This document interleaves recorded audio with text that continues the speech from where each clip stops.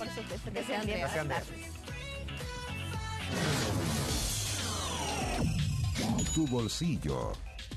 Ya, vamos a hablar de economía, vamos a hablar de empleo, Valentina Reyes, y también vamos a hablar de sueldo. Yo les voy a mostrar cifras que quizás a muchas personas en las casas no les van a cuadrar. Pero primero, hablemos de empleo, hablemos de rotación laboral. Economistas de la Universidad Diego Portales hicieron un estudio, sobre todo en las economías famosas OCDE, las 40 economías más de mejor calidad del mundo, podríamos decir. Entre ellas está Chile. Un poco Nos costó llegar. Somos vagón de cola, pero ahí estamos.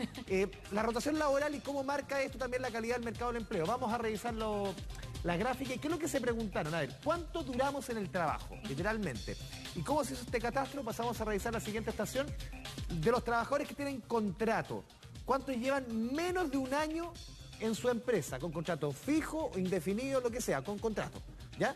31% de los trabajadores dependientes, es decir, con contrato, lleva menos de un año en su trabajo. Si el 31% no le dice nada, esto es mucho más claro. 1 de cada 3 trabajadoras en Chile con contrato lleva menos de un año en su trabajo. O sea, es una cifra alta. Es una cifra alta si lo comparamos, si lo vemos en la siguiente estación, con los demás países de la OCDE. Colombia está en el primer lugar con 41%, Turquía en el segundo lugar con 33% y nosotros en el tercer lugar con 31%. Corea del Sur, que hablamos antes de BTS y todo, está en el cuarto lugar. El promedio de la OCDE es casi un 20%, 19%. Estamos muy por sobre el promedio de la cantidad de trabajadores con menos de un año en su trabajo, trabajadores con contrato. Esto se usa para medir, de acuerdo a la Diego Portales, la rotación laboral en nuestro país. ¿Cuáles son las razones para que esta rotación laboral sea importante? Lo pasamos a revisar en la siguiente estación. Son 2. De estos trabajadores con contrato hay muchos trabajadores con plazo fijo, es decir, de estos contratos que hay en nuestra economía, trabajadores con asalariados, entre comillas, 1 de cada 4, 25% son plazo fijo. Eso es bastante más alto que el resto de los países.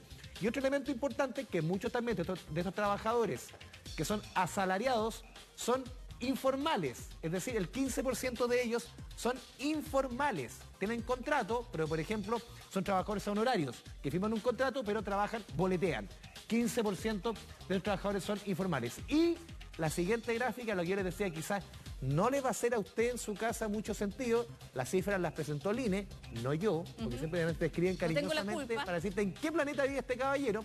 Vamos a revisar cuánto ha crecido el sueldo promedio en nuestra economía durante el último mes y los últimos 12 meses. Pasemos a revisar la gráfica. ¿Cuánto crecieron los salarios? En mayo, 0,2% y los últimos 12 meses, 6,5%. Quizás el 6,5% no le diga mucho, pero si lo comparamos con el aumento del costo de la vida, solamente el IPC el último año ha sido 4%. La canasta total del IPC, bastante más bajo que el 6,5%. Sí. La canasta básica de alimentos ha subido 5,4%. Si decimos, a ver, quizás los precios no han subido tanto, pero los alimentos sí han subido un 5,4%. ¿No? O sea, se siente, pero todavía sigue siendo bastante inferior al aumento promedio de los sueldos de acuerdo al INE. Entonces, ¿qué es lo que nos está diciendo el INE? Que el aumento en el costo de la vida durante los últimos 12 meses ha sido muy inferior al aumento de los sueldos promedios. Lo dice el INE, no yo. Claro, la percepción en la calle puede ser distinta, pero siempre tú dices que la canasta de alimentos repercute mucho también en la sensación. Sobre todo los hogares más vulnerables, pero todavía ese promedio sigue siendo inferior al aumento de los sueldos. Bien.